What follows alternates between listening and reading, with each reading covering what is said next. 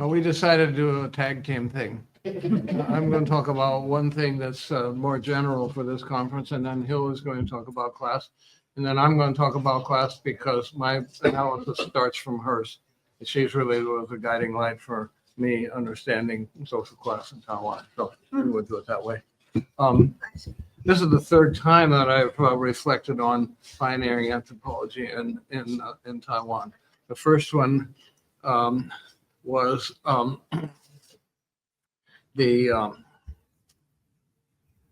this book, right? 人类学在台湾的发展，回顾与展望. It's headed by Xu Zhengwang and Huang Yinghui, published by Academia Sinica in 1997. And we did basically the same thing. At least I did, and I wrote this Golden Age article, which is I'm very gratified that people have found it useful for understanding it. The second time was, of course, the Sheridan Yang and Zheng book on Leng Zhanxia, the Taiwan Yanjiu, and this is the third. But I want to first, for this first section, reiterate some of the things that I said in a Golden Age essay. Which first to say that there are two men who are most responsible for us being here, I think, or Morris Friedman and Harry Truman.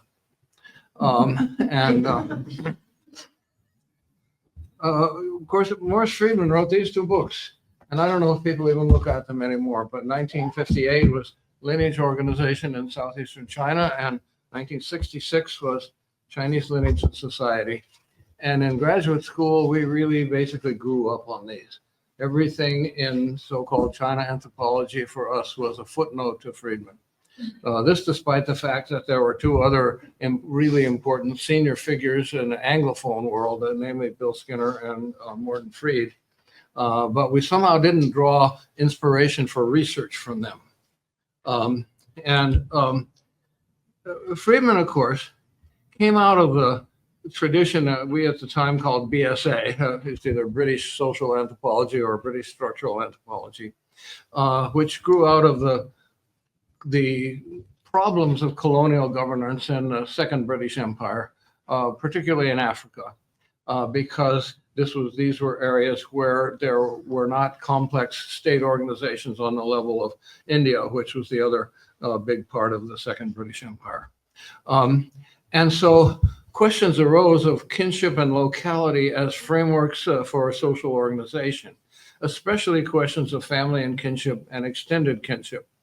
So Friedman studied the Chinese lineage and its connection to the Chinese family.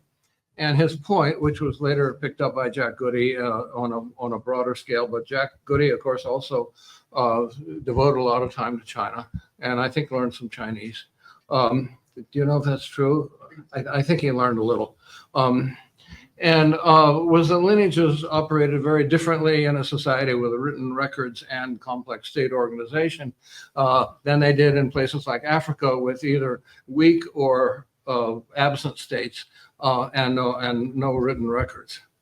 And I think Friedman's other main contribution, he died before the gender meant what it does now. I mean, during his lifetime, gender was, whether a noun in Spanish was, el or la, or in German, der, die, das.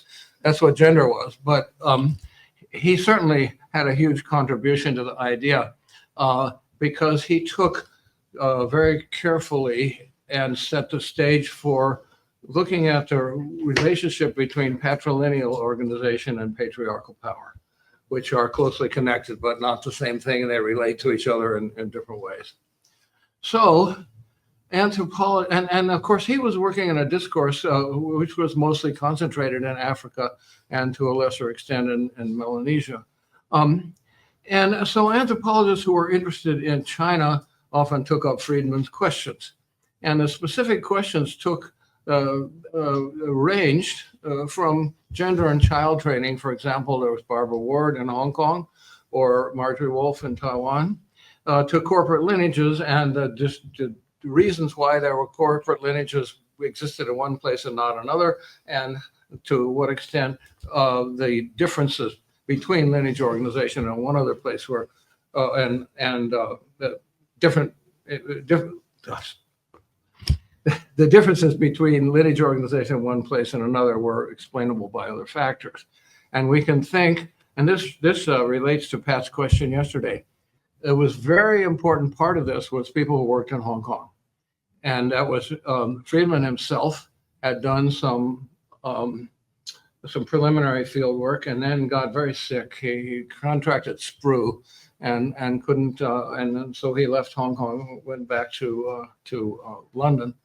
And but his, the next generation, and in Hong Kong, think Jack Potter, Woody Watson, Ruby Watson, and Hugh Baker, all of whom addressed this question in Hong Kong. And then in Taiwan, Bert Pasternak, Myron Cohen, Emily Ahern, and me, we were all concerned with this sort of distribution and structure of patrilineal extended kinship. Now, this also responds to Yiza's question from yesterday as well, about what was the audience for this early pioneering anthropology. And I would say, just to start off the discussion, it was the field of so-called China anthropology. That was the audience. It was the same people read stuff from Taiwan as read from Hong Kong, read from overseas Chinese, and read the historical stuff by Friedman. And by the way, Morris Friedman, as I understand, spoke no Mandarin, read no Chinese, spoke fluent Cantonese and fluent Hokkien, both of which he'd learned in his earlier field work in Singapore. And so when he used Chinese written sources, he had people translate them for him. So that's Morris Friedman.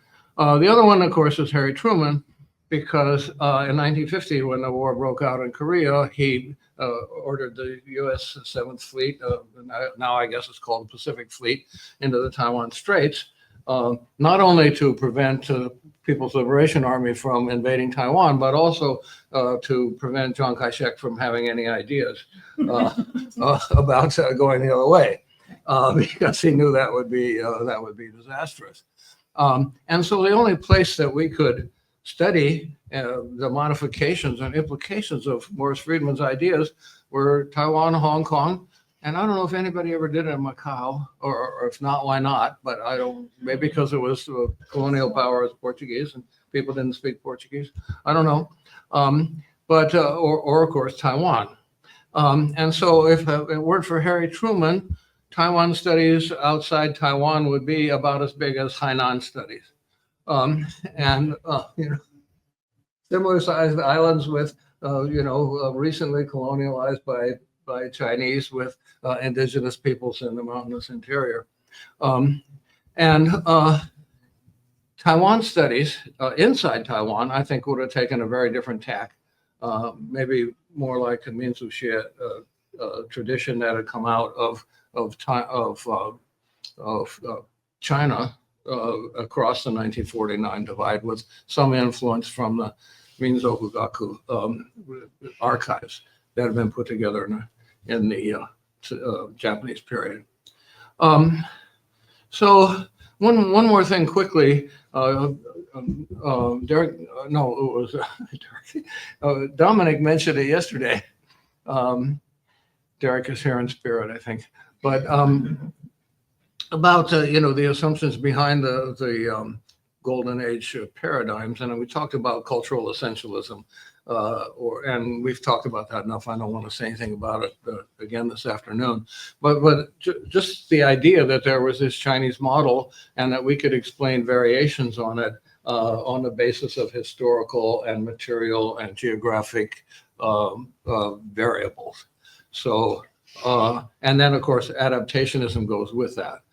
If you have this sort of cultural thing that you bring with you from growing up in a particular place, then you adapt that model to the circumstances. And so it's this kind of this essential culture, and then it varies because of material things. So some of the examples of work that were based on these two assumptions of cultural essentialism and adaptationism, like Bert Pasternak's study of the irrigation systems and lineage organization in two different villages in South Taiwan. Emily Ahern's critique of Friedman's observation that Chinese ancestors were benign. She found Chinese ancestors to be rather capricious, more like the background case for Friedman, which was the African studies by Meyer Fortis and others. And of course, Meyer Fortis was a psychoanalyst before he did anthropology. And Myron Cohen's study of household division and women's property in landholding versus landless families, and in tobacco growing entrepreneurial families versus rice growing, more or less subsistence oriented families. My own observations on the lack of lineages. It's really interesting that we would start out with lineages and have to explain the lack, but that's what I did. In Plowshare, or as Barbara's called it, Plow Tip village. And then, you know, the pervasive assumptions that there was a Chinese model within which things varied. And the other thing that I talk about is an assumption of the Golden Age paradigm was a sort of, I call it synchronicism, which is a very accurate, very awkward word. Ahistoricity is at least as awkward, but at least it's in the dictionary. Although Microsoft Word does that squiggly red thing under both of them. You know, you can find the essentials of a culture even after huge historical change. You know, by the time of the Golden Age, Taiwan had been a Japanese colony for 50 years and was only 20 plus years away from that period. And then, of course, it had been a Kuomintang, we could call it a colony, for 20 years, and also part of the U.S. Cold War sphere of influence. And we sort of expected to find Chinese culture. And, you know, what are some of the examples? And I think Arthur was just guilty of assuming this. For example, he said, well, of course, you know, when you look at the gods in Taiwanese religion, you see that they're modeled on the bureaucracy of the Qing dynasty. Well, wait a minute. This has been a Japanese colony for 2 generations and a Kuomintang anti-religion, society, and we just take it for granted. Well, of course, you know, we base our religion on the bureaucracy of a dynasty that only actually ruled the island effectively for about 50 years, and 70 years before that. That seems to me that's something needs explaining, but Arthur never thought about explaining why. The neglect or disparagement of any influence of the Kuomintang's propaganda and education apparatus. So we talked about that yesterday. Right? I mean, there was a school. It wasn't a school right there in our village, but it was right across the suspension bridge. And, kids came every day. The boys had the baseball caps and the girls had those sort of sailor hats, and they were yellow, and they had their backpacks, and they went there every day. And we just ignored it. The only person I can find who actually talked about it during Golden Age was Norma.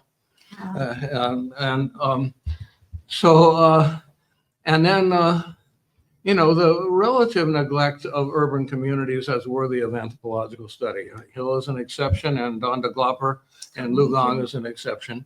But it was quite what? Tang Meijun. Oh, yeah. Tang Meijun. So one more thing about Friedman's model, I'll turn this over to Hill to start the discussion of class. It applied, of course, only to sinological anthropology. And here's this division again. We weren't worried about British structural models for indigenous societies in Taiwan because we weren't working on indigenous societies in Taiwan. And in a funny way, because the structural models of British structural anthropology were worked out in so-called stateless societies in Africa and Melanesia and elsewhere, this would have been a very appropriate place to try to see it because you had stateless societies and indigenous societies in Taiwan. But the pioneers left that to the Chinese emigre ethnologists.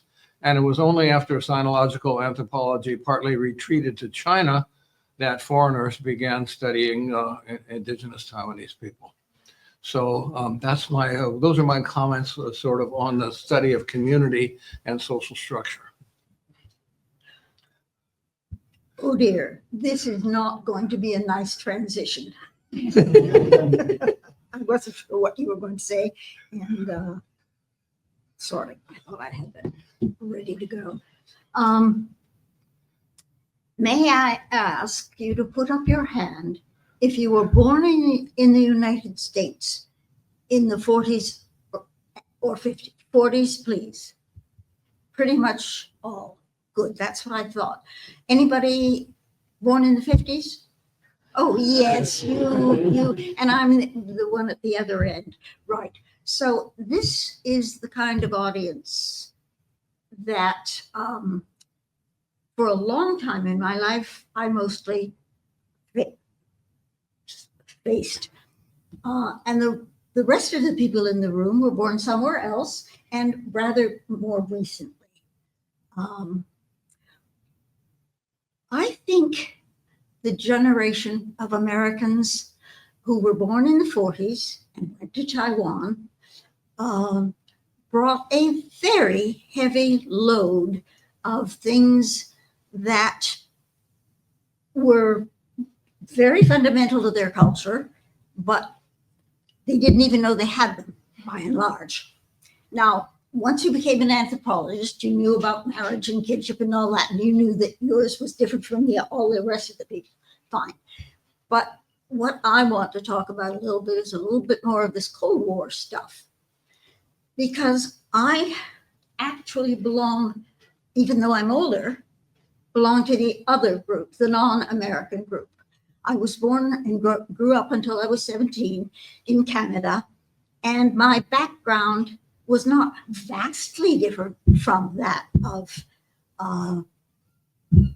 the Americans that I interacted with when I first came, but it was somewhat different. And oh, this wretched thing is going to behave like that. Oh God, I hate these things.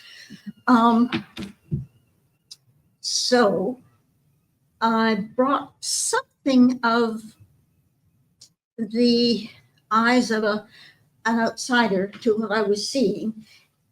The other thing about my background, and again, I'm going to get rather personal here, was that because my father was in the Second World War after I was born, and he went to college afterwards and started his first jobs afterward, we were quite poor for quite a long time, until I was about 10 or 11.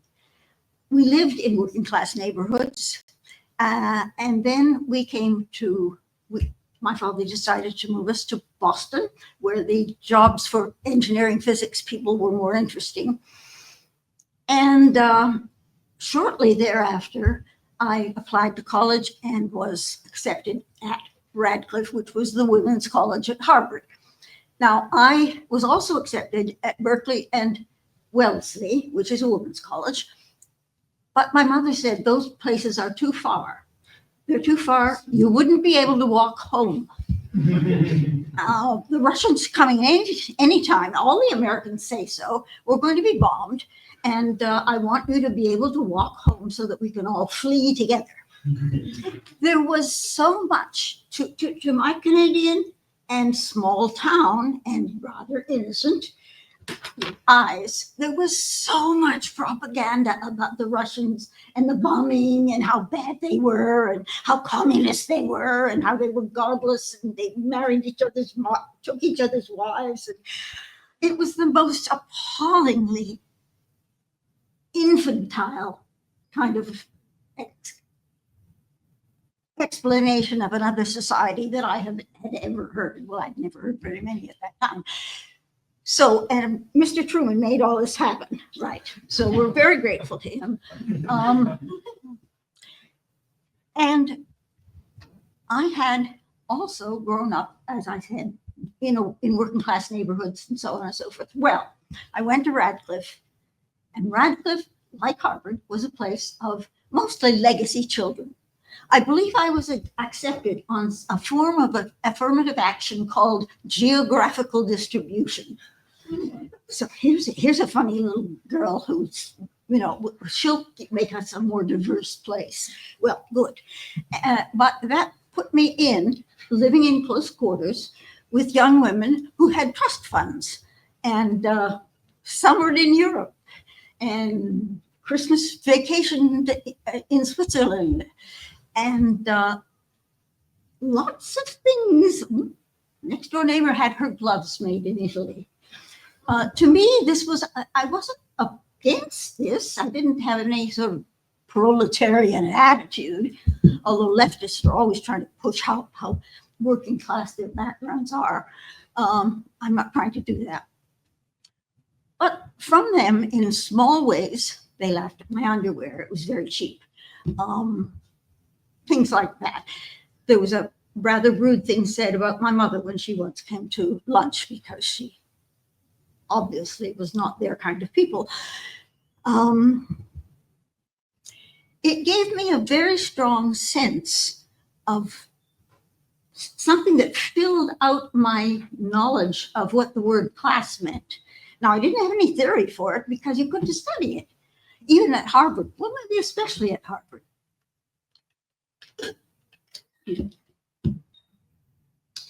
I soon learned through jobs in factories and places like that that helped me to pay the tuition. I soon learned that the word class was simply taboo. At that time, I think you would better have said fuck in a meeting than to say class. And that's how I went on with my education, so-called education. 4 years at Harvard, a couple of years at the University of Hawaii, professors of which were all from Harvard. So it was a very snug little world. And then I had the amazing experience of going to the University of Michigan, where Marshall Solins, Eric Wolf, Roy Rappaport, Norma Diamond, of course, and people who had read a whole tradition, and used a whole tradition that was simply not available to Harvard students. Parenthesis, I signed up for something in my senior year, which was a very popular sounding course because some very famous old white geezer was going to tell about European social thought in the 19th and 20th centuries. Well, when he got to Marx, he told us about Pareto and people like that, really big names in social theory. And when we got to Marx, he said, I haven't assigned anything. I'm not going to talk about Marxism because Marx was simply wrong. And then he went on with the rest of his lecture.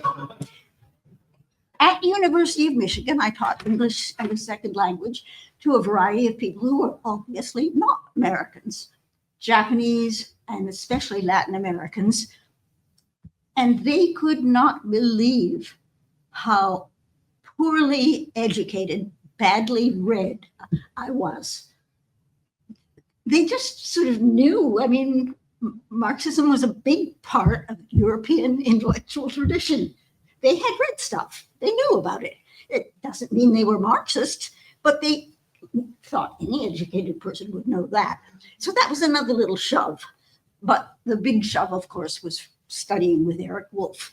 I hope you know enough about him. I don't want to summarize him particularly here, but he did start the study of colonialism, essentially, in American anthropology. His book, Europe and the Peoples Without History, it's a sarcastic quote from Lenin, I think. I'm not sure. I might be wrong about that. Came out in 1981. And by the time I was studying at Michigan, I also had a course from Marshall Solins, who had not gone around the linguistic bend yet. My seminar with him, we sat down, we read, what's the book? Stone Age Anthropology. Thank you very much. He read it to us and said, hold your questions till the end of the semester, which was very Marshall Solins. And then he went away and sat at the feet of some Frenchman and came back and had just sort of abandoned all the really strong and interesting ethnography and ecological stuff he had done previously and went off into the Empyrean. So I was starting to get ready to really listen to Eric Wolf. His book had a chapter in it on China, and the other chapters were about places where he described what kind of social formations they had had until the West came along and colonialized. And each chapter was like that. Well, the chapter on China, frankly, was very much below par. His vision of China before Western influence was sort of the children's book of My Chinese Empire kind of thing. And I don't blame him. It's a very hard area to study. But I decided that someday I was going to write a better chapter for his book. And that became a book of mine called China's Motor, which nobody ever reads. But now it's going to be available soon, I hope, in Chinese, so nobody can read it over there, too. Anyway, my own background, Eric Wolf, and some other experiences that I had prepared me very much to think about class, to recognize it as something that had affected my life in very meaningful ways. When I went to Taiwan, I wasn't thinking yet of a dissertation because I was studying 2 languages. But it was very clear that something was going on that didn't seem very important to my colleagues in the rural areas. Ethnicity was like a hammer pounding at my head all the time. It influenced every aspect of life in the urban small business neighborhood that I lived in. And I naturally took it up. It was pretty clear to me, for example, that the religious rituals that were going on were everything else, but they were also a way of keeping Waishengren out of their neighborhood circle. They wouldn't even go to collect money for the bye-bye from Waishengren. Keep out, this is our thing. And you can assume that what they were doing was, in fact, strengthening their Taiwanese identity. I had a whole lot of interest in that sort of thing for quite a while. But eventually I realized that if you didn't try and understand the political economic structure of the whole system, and I am an unredeemable structuralist, it was kind of like something that I know what it is, but I can't remember the name. Those things in playgrounds that children climb up and they have, it's sort of squares and squares and squares of bars and you can crawl through them. What's the word? Jungle gym. Jungle gym. Thank you. A political economy is kind of like a jungle gym, only it's nowhere near that simple. And each person, each family crawls through with what they can do and with what they have and gets themselves to where they're trying to go, or they don't. Obviously in Taiwan at the time, ethnicity was the big issue. But the closer I looked and the longer I came back and back and back to Taiwan, the more I realized that the very sharp division between Waisheng and Baisheng had begun to blur and shift and so on. And the end result of that was that I was once again looking at class. Mm. If you did not understand that there was a state sector with state factories and state income, which of course allows you to charge less tax to the ordinary people, which they like, and a market sector, which had what's his name, that old guy, the Uncle Sam. Yes, Uncle Sam, the American power behind it. Not totally, because there was lots of skill and ability and knowledge and labor and materials in China, but there was this other little push in the back, pushing people toward a very complex market economy. But the other one didn't go away. It stayed just as the same thing has happened in China. They're virtually the same in structural terms up until very recently. And I ended up with a vision of what that structure and where people fitted into it, what that structure was, where people fitted into it, and how it was so much like most structuralist paradigms, because it was always growing, moving, and changing, and it was through time as well as space, and it took not just individuals, but families and groups of people who had good ties among each other, in and out and up and down. Class was never like a layer cake. It's much more complicated than that and much more interesting, but it does have an economic grounding, in my opinion. And I came to the conclusion that the only thing I could bring myself to do at that point was to write this up. And I went to Cambridge University for a year and buried myself in their archives and so on, and wrote the damn thing. And I'm very happy with it. I love that book. It's my baby. And then I began to try and see if it was helping me to understand Taiwan from about 1985 to now. Also, whether it helped to understand a bit about China. I'm still not sure about that, but at the time I had chapters about each society pointing out the structural similarities.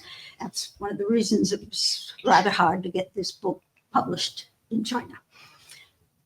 That leaves me, but I will say that Rob Weller wrote the most lavish and almost totally untrue, kind message to the publisher. Somehow they're going to think things, well, somebody will tell them someday.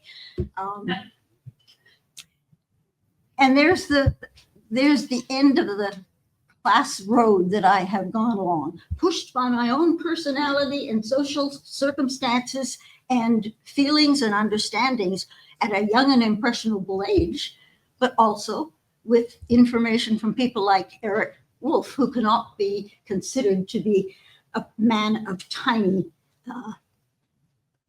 spatial concern, right? And I think that vision was useful. And now I think the question you're going to raise is, what can we learn for Taiwan from that? Well, I think it would be really, really interesting if some people would take it seriously and think about that. But even if they don't, there's still the little piece that seems to be recurrent in many, many societies, and that is family businesses, where most of the labor comes indeed, and mostly unpaid, from family members, and that fits into these larger systems in a variety of ways. Part of that came from Marshall Sahlins, the domestic mode of production. We shall see what happens to the domestic mode of production in China. But when I went and did studies of 100 businesswomen small businesswomen, in both Taiwan, Taipei, and Chengdu, I found the logic and the arguments and the way they connected to the wider society to be really rather similar. It was either a case for common structure, common behavior, or deep culture, common behavior. And there's no way to sort those. They're a source of argument forever. And I will stop that now. Well, thank you. I'll try to be fairly brief here, but I do want to say that Hill's analysis of ethnicity and social class in the Ahern and Gates, or is it Gates and Ahern? I don't remember. No, it was Ahern and Gates. Okay.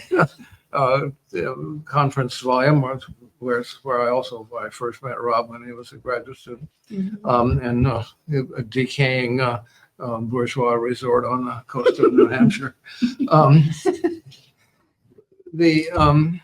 It was my model, and I did something kind of funny in preparation for this workshop, which is I went back and read the chapter on inequality and social class in the Plowshare Village book, which I probably hadn't looked at for at least 30 years, and I realized that I thought I actually did a pretty good job, it was based on sort of taking Hill's ideas about the social classes in Taiwan at that time, trying to fit this community of mostly rural, mostly wage laborers, with only a few farmers into this paradigm. And I realized that I'd gone back to the work of Stanislaw Ossowski, a Polish social theorist who was writing during the late days of the state socialism in Poland, when there was a bit of a window to express some ideas, as long as they weren't too unorthodox. And he says that social inequality, there's two things. There's the stratification model, which is what Americans like to use. The upper class is people who make over 2 million a year, and then on down to the poor, who are, defined by a certain income level. And then there's a class model, which is, a derivative of Marx, which is classes as social groups that are interacting in a system, usually in unequal ways. But in the case of your model, sometimes there could be two different classes on more or less the same level. But the people who have the income from salaried professions versus those who have the income from reasonably prosperous small businesses, they're very different, but they're not clearly one, exploiting the other or higher than the other. Anyway, so what I was saying, I was trying to trace this through the history of the community, and it's a new community, relatively, because it wasn't settled until the 1850s. And during the Qing period, you had, it's hard to see what the stratification was, but I'll just cut this short. But from the Qing period to the Japanese colonial period to the early years of the Kuomintang rule to the beginnings of the economic miracle, you see different configurations, both of this community in a larger class structure of, at first, North Taiwan, the area centered around Taipei before the mountains start to the south, and then after that, Taiwan as a whole by the time of the Japanese colonial period. And that the stratification model works much better to understand the inequalities within the community.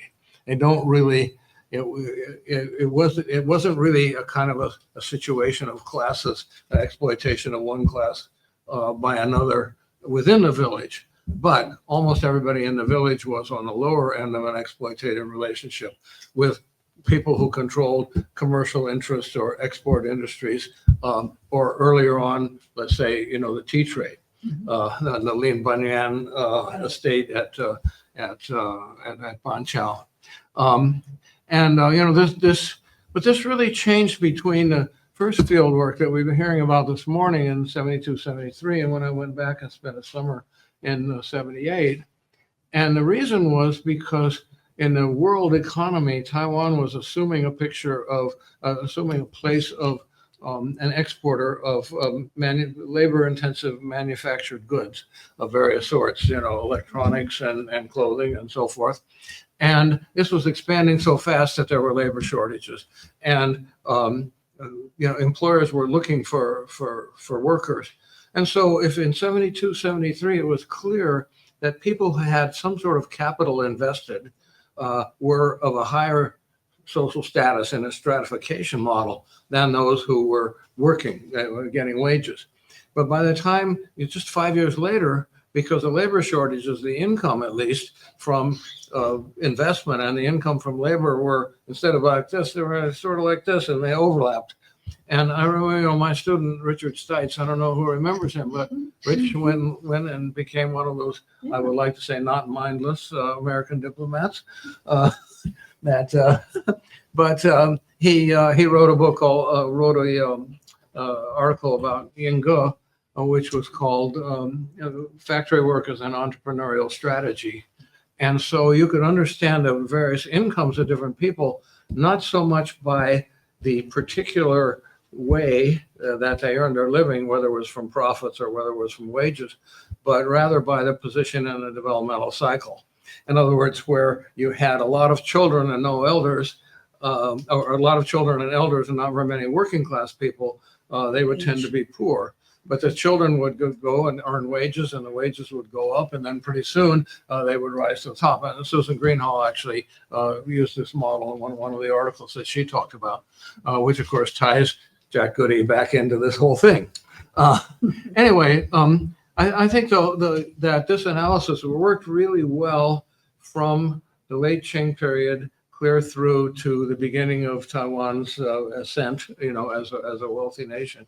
But I have no idea how it works now. I'm not sure if one could even apply the same model, or if one would really have to go and do something else. So just quickly then, what does this do going forward? After 50 years of immense and rapid economic, social, and cultural change, what relevance do these early studies have, whether it was any of our studies here, for understanding Taiwan, for anyone who wants to do ethnography in Taiwan today?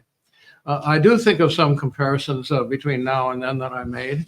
And Barbara and I argued a little bit about this the other day before we came, that it seemed to me that Taipei was a sort of intimidating place and a separate place for people who lived in the village. And Barbara pointed out that but lots of people moved back and forth and had family branches in Taipei and so forth. But I still maintain that there was a kind of a discourse.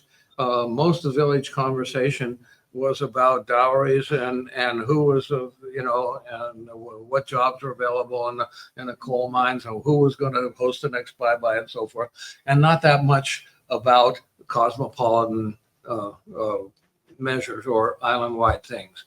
Although I will say that the old ladies who were illiterate knew the exact price every day of gold on the Hong Kong commodity exchanges, because they were thinking ahead to the next dowry that they would have to work out. So they were aware of the outside world, but they didn't really feel like they were of it. And if they were in Taipei, they lived in Manga or someplace that was poor neighborhoods, and they were really very different from educated urban classes who were increasingly, as you said, mixing Bensheng and Weissenren, by the 1980s, and particularly by the 2000s. So there's an ethnic element to it, but it was getting weaker. And everybody here knows plenty of Bensheng who don't speak Minanhua, right? And are ashamed of it, right? But anyway, so now it's, I went and gave a talk at Taida a decade or so ago, and I said, I talked about this. It's no longer a rural-urban divide, and rural people are part of a larger society, and as they fit in as members of a social class rather than as a separate social class. And I don't talk about farmers, but because I don't know any farmers, but go ahead. No, the state system still exists. It's a very strong, heavily populated system of teachers and bureaucrats and army people and so on. Someone not graduating, 退休 from Academia Sinica can get 14% on their bank investments because they work for the state. There is a huge sector, and it's a very important sector, and it's a very prestigious sector. But although if you're at the bottom as an old soldier, it doesn't matter. It's not very prestigious, but other people know you have strings that you can pull on. Somebody somewhere in the government who can help you. ordinary people who are in the market have to pull very different kinds of guanxi strings. It's two separate systems. Yeah. Another thing I think, of course, is parents and children, or as Jing talks about in her book we now have, Children and Children. How different is it when fertility was 5 or 6 average per woman, and children were, like we said, Barbara said, roaming. And nowadays, when you have one, if you're, really adventurous, you have one kid. Otherwise, you don't have any. And the kids that do exist are sitting, doing this all day, right? And so how are you going to what's the difference in the interaction between parents and children between these two radically different times? And is there a cultural thread that runs all the way through, or isn't there?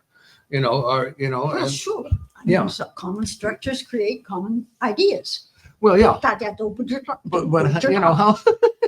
Anyway, that's another one. And then the final thing is, it comes back to the explaining the gods. The persistence, or even the efflorescence, to use one of Bill Skinner's words, of folk religious activity. And, David has talked about this already.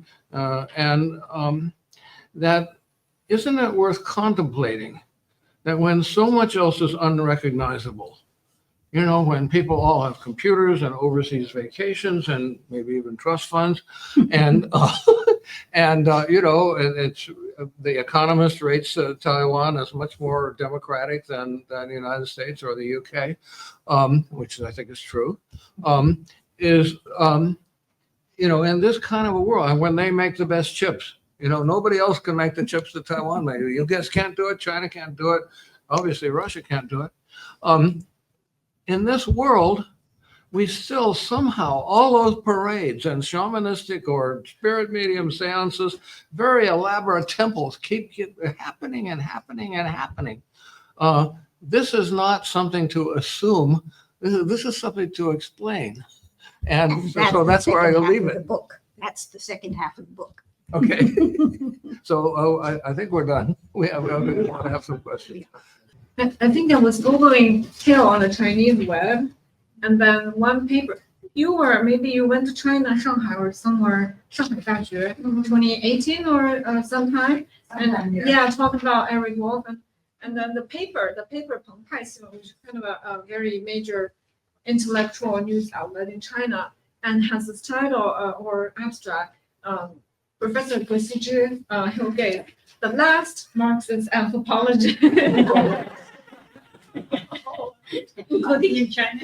Yeah, and I just want to say, somebody who grew up in a Marxist education, and Hill is a true Marxist. And for a Chinese person like me, I remember when I first met her, we were in Santa Rosa. We were driving along some road, and there is a road named Enterprise Road, and Hill was very disdainful of that. There was even a road named Enterprise Road. And this time we had dinner together with my husband was there. I was gonna warn my husband, don't talk about your corporate life by any chance, because we have a very serious Marxist. Not like, you don't need to worry, because he just quit his boring tech company job, and there's no strings attached at this point. But yeah, that's my so I just want to I hope I am not the last one, but if I am, it's because, and this is really why I told this tale, I think you have been so heavily propagandized against Sudan and even contemporary Russia and China, communist China, that you won't look at what Marx and people in his tradition said. You will look at what people like Mao Zedong and Stalin said. And that man was a sensible man, even if he did, have a baby with his servant. We don't care very much, really, about people's personalities. Who cares? What you need to know is what's the man put all his life and strength into thinking, trying to clarify something that was happening around him, just as something very strange is happening around us. Do we know what it's doing to our heads? Are we really knowledgeable, or are we just picking up a 30, 40, 50-year-old thought in the back of our minds and reinterpreting what this present crazy political economy is doing? And I think when we went to Taiwan, we had a lot of crazy stuff in the back of our heads, or at least Americans did. Yes, please. Yeah, thank you, Bill and Steven, for that, really, really wonderful sort of summary of your sort of work, and also background, of course, received your critical reflection on this entire era, let's you call it the golden age of Chinese anthropology on Taiwan. Now, I'm trying to come up with the observation I can sort of answer the question. Let me sort of, so there's the social class question and political economy and ethnic relations on Taiwan. So that's ill. And also that, there's this, these tendencies identified by Steven.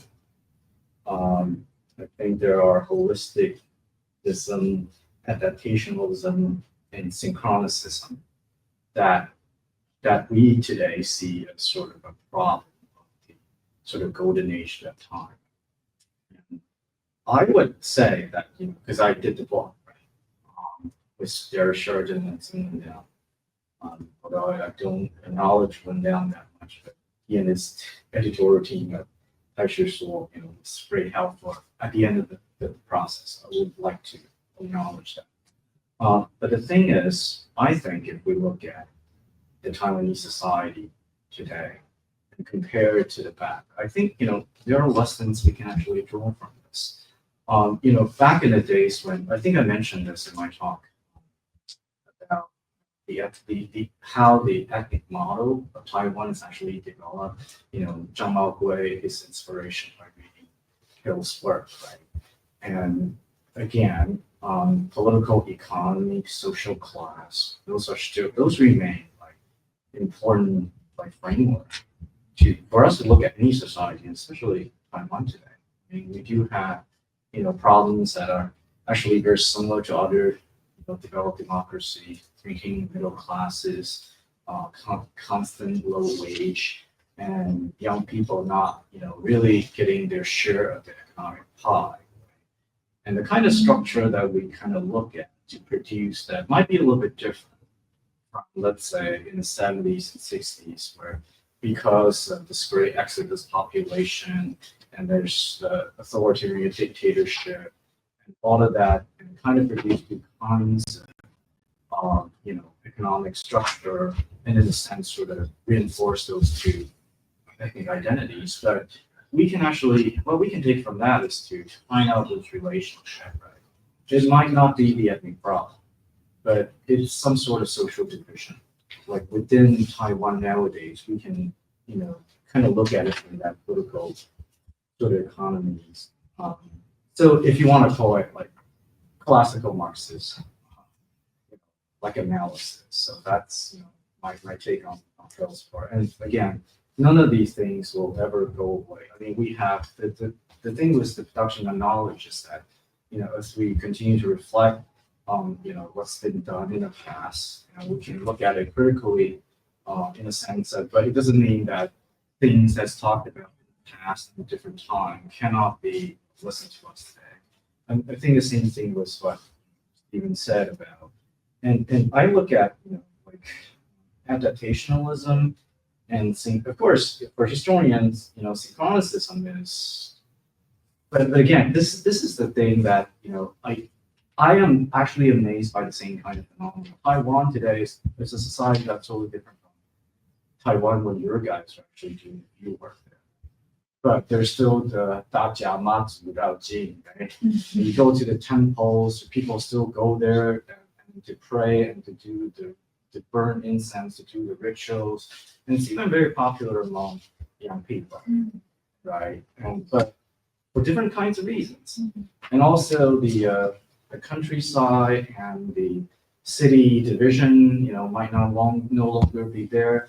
People are connected by the internet, and the countryside people know a lot of things that's going on, right? But they're all you see these old people, old geezers from the countryside. They all have their cell phone right now with Line, and they're just passing on these social media stuff that's talked about the 争论节目, right? They're the political commentary programs. But what I'm getting at this is that there are certainly things that are actually said about, not necessarily about Chinese cultural essentialism or Taiwanese cultural essentialism, but there are all these traits that you guys sort of observe in the field and interpret in a certain way. That's passed down through the generation, and they're still very sort of visible in Taiwan today. And from actually reading you guys' sort of interpretation of that, we can the new generation of Taiwan scholars can actually think about our own interpretations. We have the knowledge that you created as this repertoire of references, and that really helps. It does. So all of these things, maybe if you look at it, right, if it's adaptationalism, that's actually not bad. If it's about the adaptationalism of the different generations of scholars, if you don't look at that culture essentially holistically, and you look at change, I guess that's all I have. I don't know. I don't think my reflection is actually that deep, but that's what I get from doing the book, listening to those of you. Once again, just want to say thank you. Thank you for those comments. It is certainly true. I've been to Taiwan recently enough to know that a lot has changed. My question is always, how deep is that change?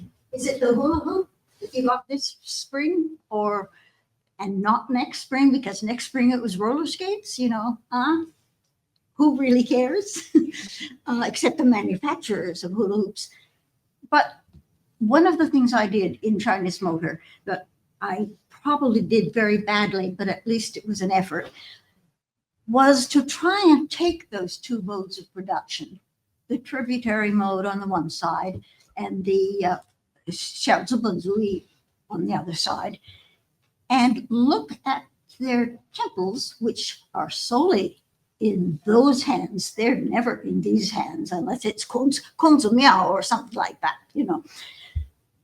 Look at these things, and the way people trained the way I was trained would look at a cathedral. You look at the stained glass windows, you look at the sculptures and dongxi all over the place, and you say, these are things that ordinary people put up. They ask to have put up in their cathedrals to represent something that was important to them. I think you read Taiwan folk religion, and particularly its architecture, because it costs a lot, from the point, if they are the books that you can read to tell you maybe something about what the Laobaixing are thinking, rather than what the educated people are thinking. The educated people write books, the ordinary people die meow. And the book has so many flaws, it's dreadful. Maybe that's why nobody reads it. But at the same time, I don't see anybody trying to do something holistic about the Huarren world. And it clearly was, until maybe the 1911, a Bronze/Iron Age ancient civilization with very, very clever statecraft. But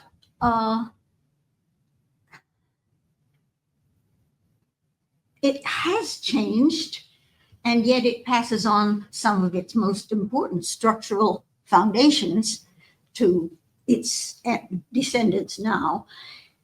And I think holism cannot ignore the effect of time. Just historical materialism is a great way to start. I have some questions for you, Hill, because I read your chapter on the oral history, and also to Steve too. I feel like for somebody from a much younger generation, what is so admirable are several things, like the immersive field work that Barbara and Steve you talk about. It was really, you invest so much, and even from Arthur is of a different kind, the kinds of field notes, but in the old days, you really try to live that life and then document everything, right? Village ethnography and just everything, and then be in the field. Whereas field work, and I've been also chatting with colleagues in anthropology too, these days, it's less serious about field work. Or if you read an anthropology publication, you read a lot of concepts and positionality reflections, but then the actual sort of fieldwork materials, you don't feel that satisfied by reading those. It's a bit thin, and that's one thing, the fieldwork. And the second thing is, historical material is one among several kinds of really useful lens to look at the entire world and not just, one particular geographic region. And here in your chapter, you mentioned that the comparative and theoretical value, right? The social theory and anthropology and area studies. I feel like in anthropology these days, we're also focused on this tiny, there's no, moral judgment, but this may be a different style of scholarship, less of a comparative lens to things, or even a bit reluctant to do any sort of comparative research. You feel like it's not even legit to, because each place is so unique of its own, and how to even compare and all that. But that's something I learned from the oral history book and from conversations in this workshop, that the older generation had this, I would say, broader sort of a vision to look at things. And the third one, which is perhaps more particular to sinological anthropology, is that from several you mentioned in the oral history collection, you have to be trained in classical Chinese. You have to read a lot of historical literature and things, which is something for me, wow, it's so admirable. These days, if you study contemporary, Han, Taiwan study, or China, we don't need to read about Song Dynasty. Or many, not, and very few people are actually reading, or maybe guided by their advisors. Why bother reading early China or Song or even native people? But I realize in the older generation, there's so much depth to that training of history, which for me it still matters for us to understand what is happening today. So I think that's for me the lessons I've learned, the different kinds of training, the vision and historical knowledge. Pat and I were talking earlier about how much better her generation of historians were at reading than the anthropologists. The anthropologists were illiterates pretty much. You're probably not, you're the exception, but most of us were.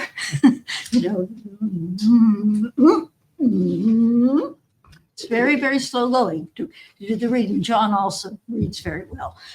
But that's a different kind of question. But I think there's another generational issue too. In about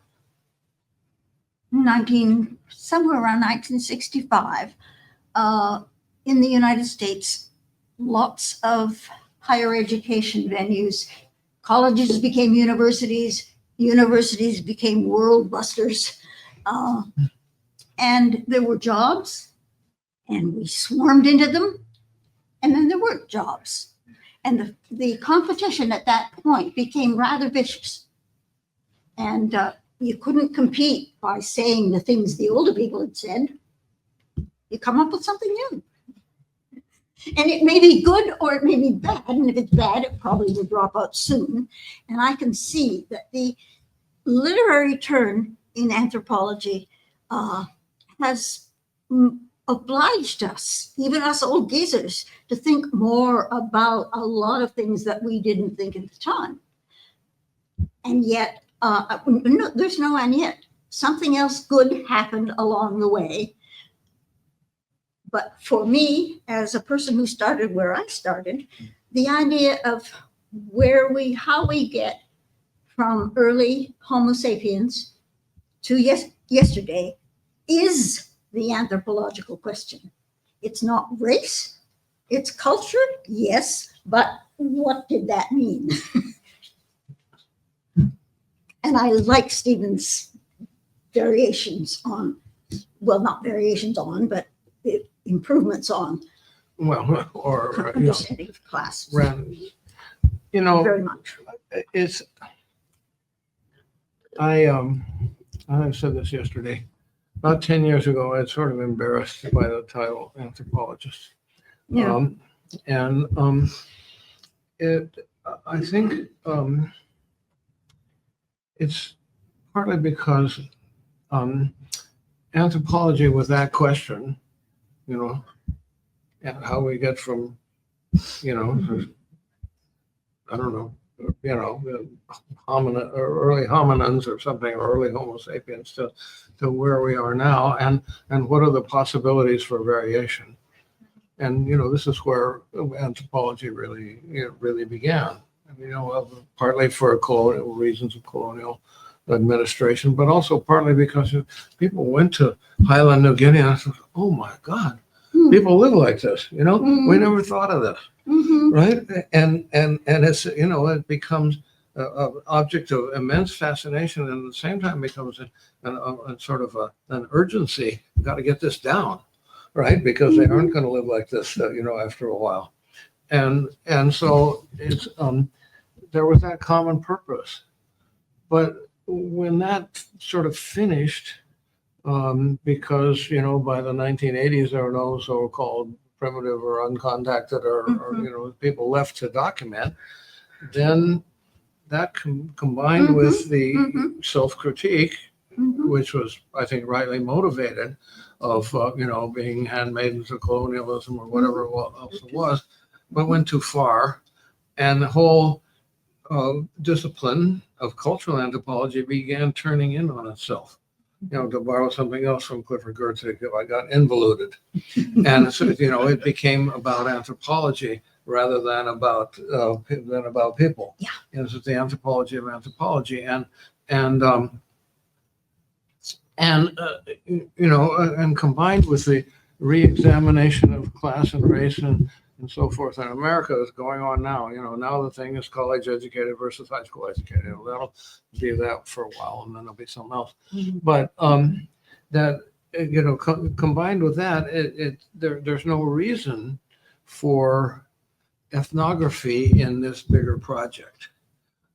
Ethnography might have a political purpose. It might have a purpose of, knowing where we as individuals came from. It might just be fun, because there's all sorts of fun stuff out there that people do that we don't know otherwise. And if you're a good writer like Hill, you can describe that in a way that is entertaining as well as enlightening. And so there are all those reasons, but there's no longer an anthropological project that there was in the days of Boas or the days of Malinowski. And Mead. So because they're not part of the project, we get people calling each other "you dirty positivists" and "you dirty postmodernists," and that becomes what anthropology has been doing, and so what I fall back on is ethnography, because I find different people in different places, and the way they do, I find it endlessly fascinating. Sometimes I worry that it isn't particularly useful to know this. But on the other hand, it is useful sometimes. Barbara's always pointed out that, having lived in a Taiwan village for 4.5 months, despite all the horrible things that went on and everybody getting sick all the time and so forth, it opens your eyes in a way that people who haven't done that don't know. And, that is a hugely valuable thing. And so we're kind of stuck between you know, what are we up to? Are we just up to keeping a job? You know, it's a good job, you know, it beats, you know, sweeping floors or something like that. You know, or you can set your own hours and you know, you can do things that you're interested in. Or, you know, are we really contributing something? The other thing I wanted to say, Jing, is something I meant to say earlier about sinological anthropology or China anthropology. It's different from anthropology. In other words, they don't interact. Despite the fact that Morris Friedman was talking to his elders, you know, who worked in Africa, D.E. Evans Pritchard and Edmund Leach and Meyer Fortis and you know, this whole generation, Lucy Mayer, all those people, they didn't listen to him. You know, they listened to each other. And having lived in the anthropology department here for 43 years, you know, you couldn't tell anybody else anything about Chinese society or Taiwan society. It just, who did you talk to? You talked to Rob Weller, you talked to David Jordan, you talked to Hill. You didn't. Yeah, and you talk. No, seriously, you talk to Pat Eby and you talk to Dong Ye and you talk to, you know, Jim Townsend and all of these greats of China studies. That was where you found a home. Whether you're talking about China or whether you're talking about Taiwan or whether you're talking about both. And if there was something going on that was about, you know, somebody's work in Taiwan or somebody's work in China, well, then the other people didn't come. You had something else better to do. So that we got kind of walled off from, you know, anthropology in general. And I remember talking to Johannes Fabian one time, and only ever talked to him one time. But anyway, I had dinner with him, and he said, you know, he said, how do you? I mean, I work in Africa, and I'm just looking for things that I can use to trace history. You know, there aren't very many ways I can do this, and it's hard to find historical stuff. At least in Congo was part where he worked. And he said, but you in China, you've got thousands of years of documents. He says, how do you comprehend this? And I said, you know, well, I don't. I mean, I'm always afraid that I'm not up on anthropology because I'm trying to keep up on Taiwan. I'm trying to keep up on China. And he said, well, of course, who would expect you to? You know, you've got a hard job of doing both. And so we have this kind of little field here, you know, people in this room, Taiwan anthropology, but we could talk China anthropology and it would be bigger, or we could talk sinological anthropology and it would combine everybody, and everybody here has done work in Taiwan and in China. But you know, it's always going to be isolated. And so maybe what we have to do is contribute to what you're saying about, you know, how are Americans going to understand China as something besides the new Cold War? You know, because it's even Taiwan. What do you hear about Taiwan? The pro-independence DPP and the pro-China KMT. That's not a way to understand Taiwan, right? There's a lot else going on. I know I'm rambling. So stop. Well, I'm going to impose on you for just 2 more minutes because we have had such a shocking political event in the United States recently. And there are more than a few very intelligent people who say there is a big chunk of the problem that is something that comes from the fact that ordinary people, let's say we break high school, college, and there's where the difference is, and there's some good evidence for that. We in the elite really show our scorn, our contempt, our dislike for working class people. And I know this because at the ranch, I am surrounded by neighbors who are working class people. We get along fine.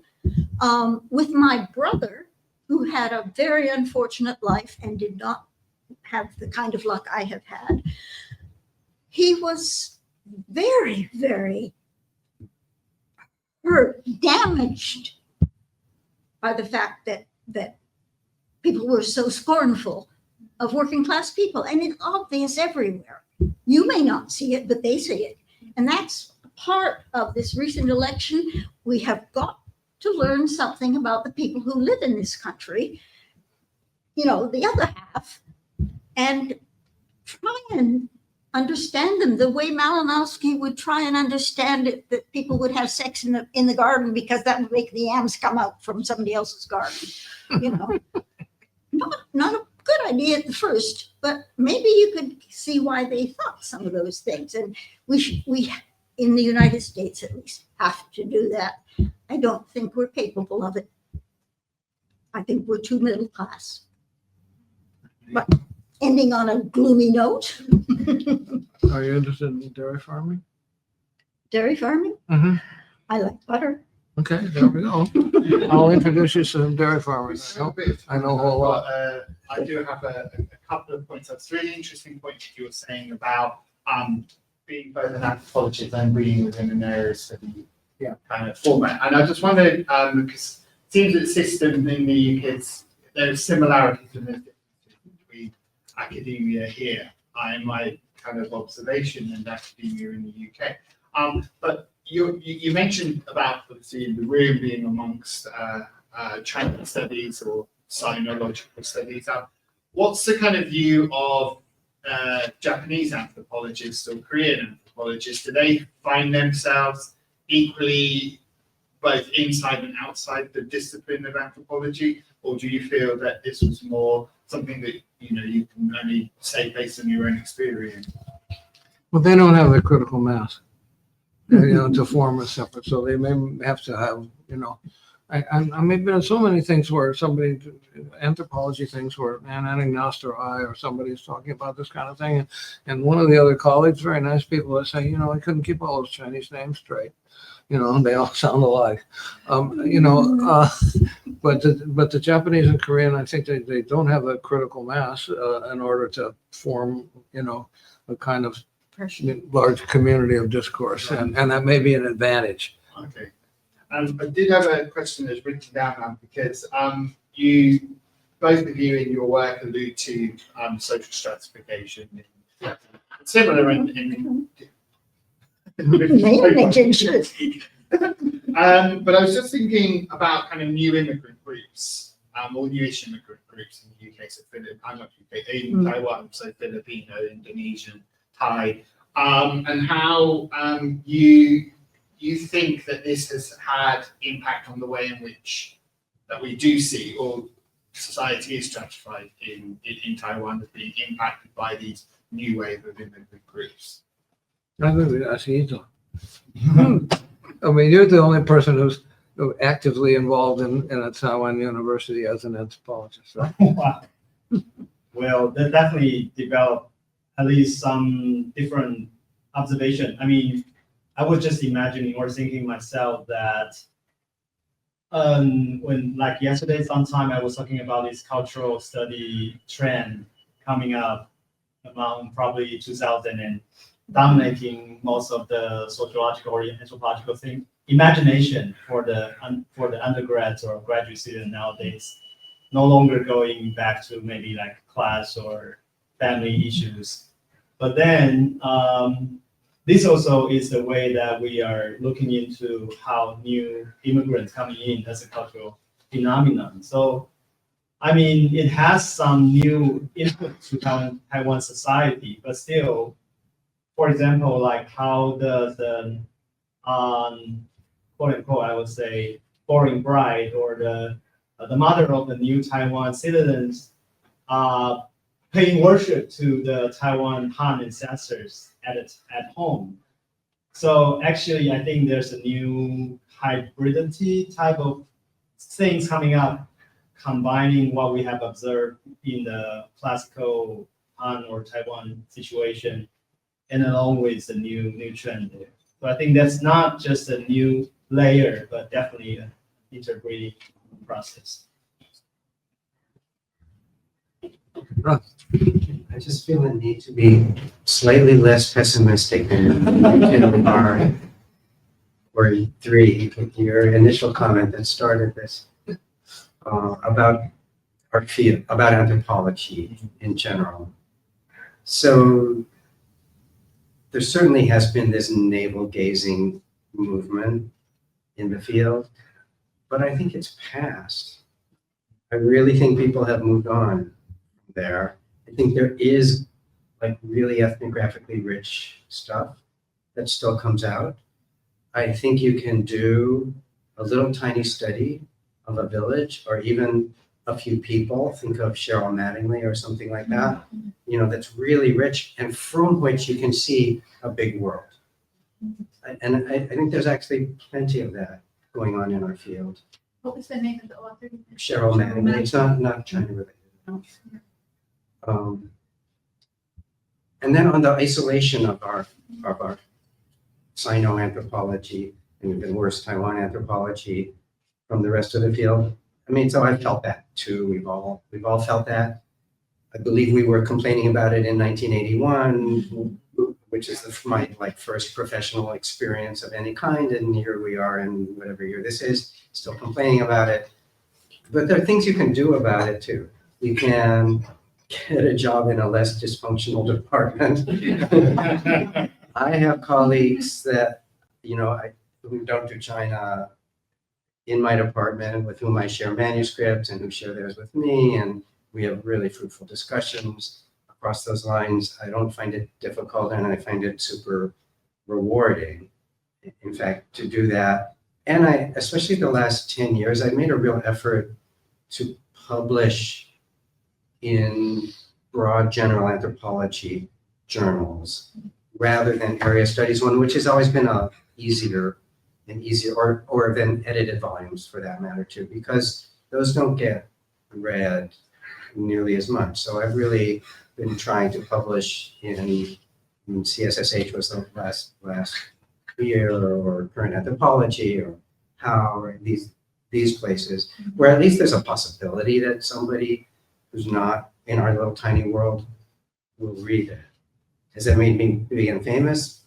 Perhaps not, but I do think there's stuff we can do that we really haven't been doing very effectively over those decades between, I'm sure this 1981 was not the beginning of this complaint, but just the first time I heard it. But right, I'm sure there's things we can do to overcome. I guess what's the benefit of doing it as in the context of anthropology department as opposed to something else? I mean, for my last 20 years here, my best interactions were with people in the College of Environmental and Forest Sciences.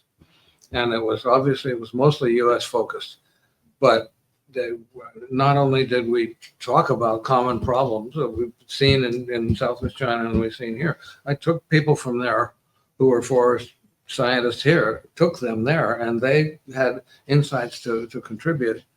But you wouldn't do that with anthropologists ordinarily.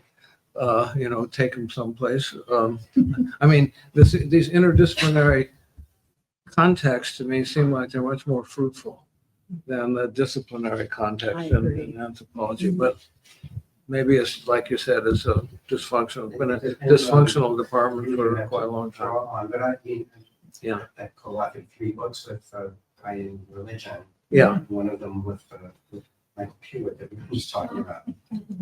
Yeah. So yeah, interdisciplinary, absolutely that too. And those weren't necessarily China. The main one is not a China person, but and those books get cited